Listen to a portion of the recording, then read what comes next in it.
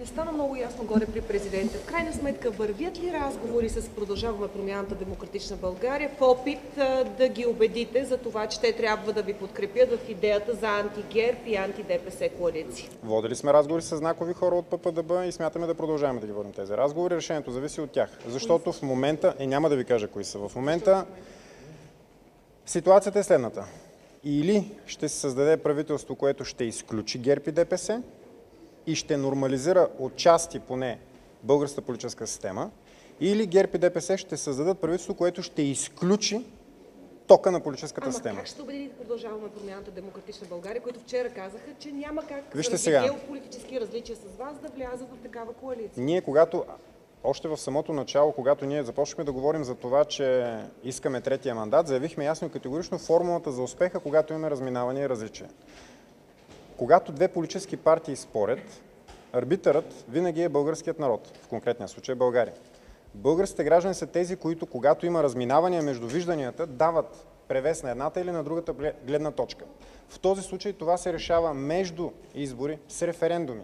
Затова най-добре функциониращите политически системи и в Европа, и в света са тези, в които има редовно свикващи се референдуми, които по този начин обират луфтовете и намалят противопоставянето. Защото вижте иначе каква е другата алтернатива.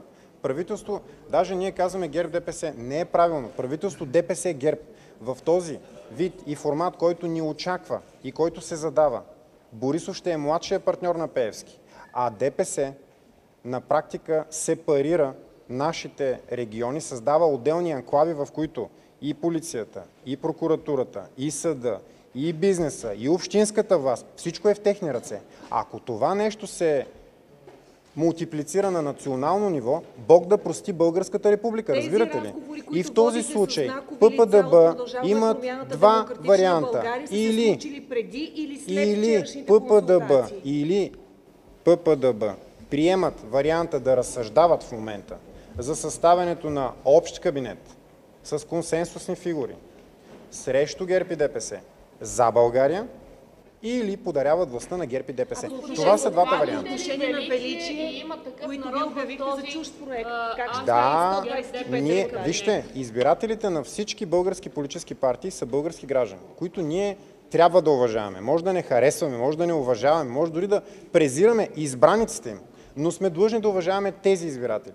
Уважаваме и избирателите и на ГЕРБ и на ДПС, защото една голяма част от тези хора се намират в модерно дългово политическо робство. Хора, които са отишли не защото искат да гласуват, а защото са ги заплашили да гласуват. И вие това много добре го знаете. Ние не можем да вървим срещу тези хора. Напротив, ние трябва да направим необходимото, за да ги освободим. За да ги освободим от тяхното модерно политическо робство, ние трябва да притежаваме властта в държавата. За тази цел разговаряме с тези политически партии, които по време на кампанията поне на думи говориха как няма да правят правителство с ГЕРБ и ДПС.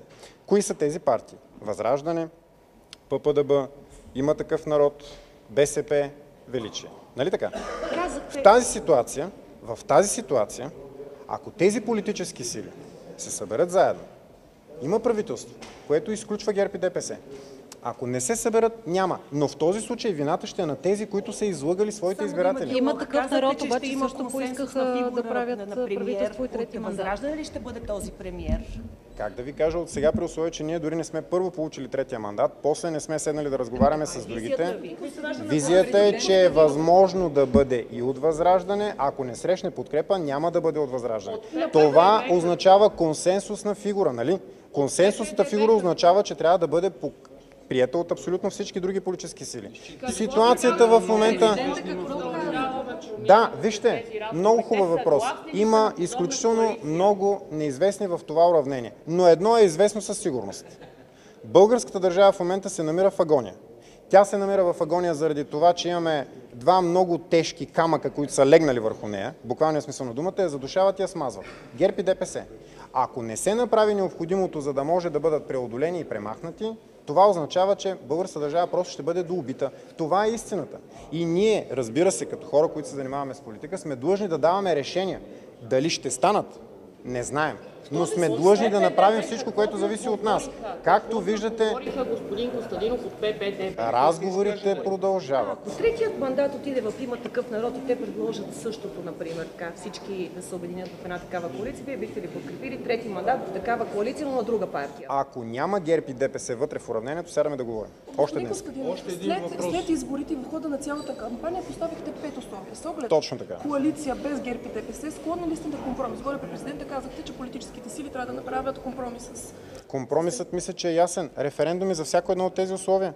И това мисля, че е най-логичното и елементарно решение.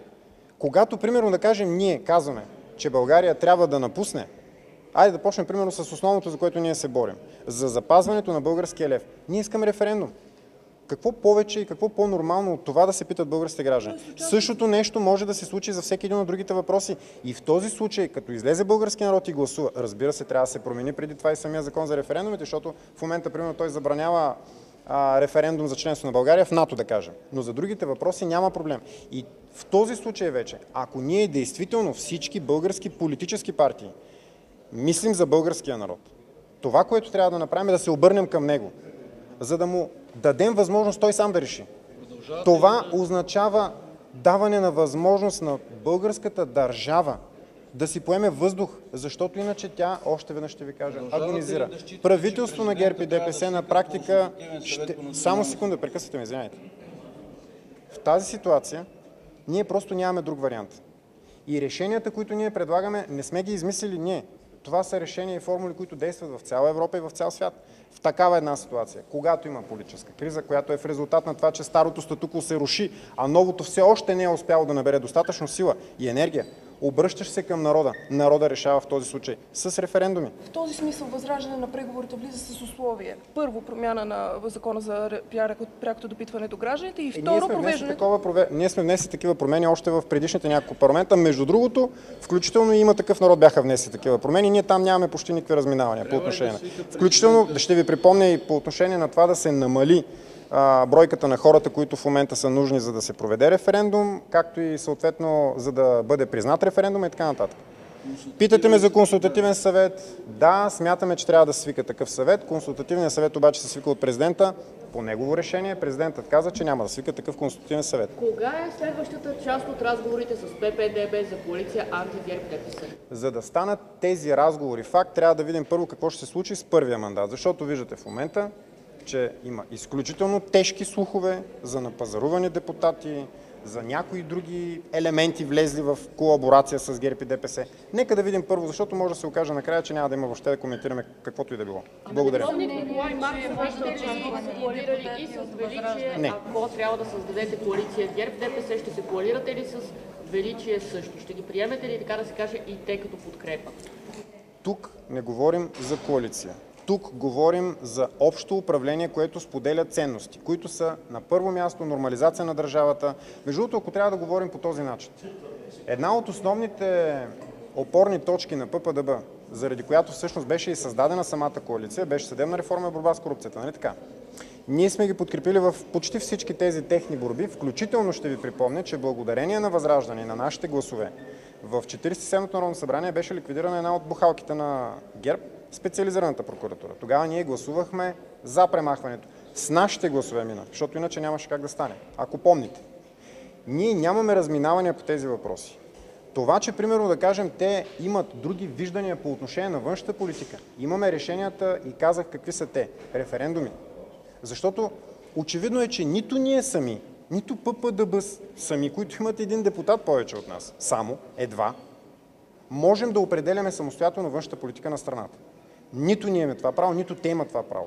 Единственият, който може да го направи, е българският избирател, българският народ, суверенът на републиката. И мисля, че няма въобще какво повече да коментираме. Няма по-нормално, няма по-елементарно политическо решение от тази ситуация, от това, което ние предлагаме. Дали обаче ще бъде прието, това зависи от другите. Нашата ръка е протегната. Благодаря.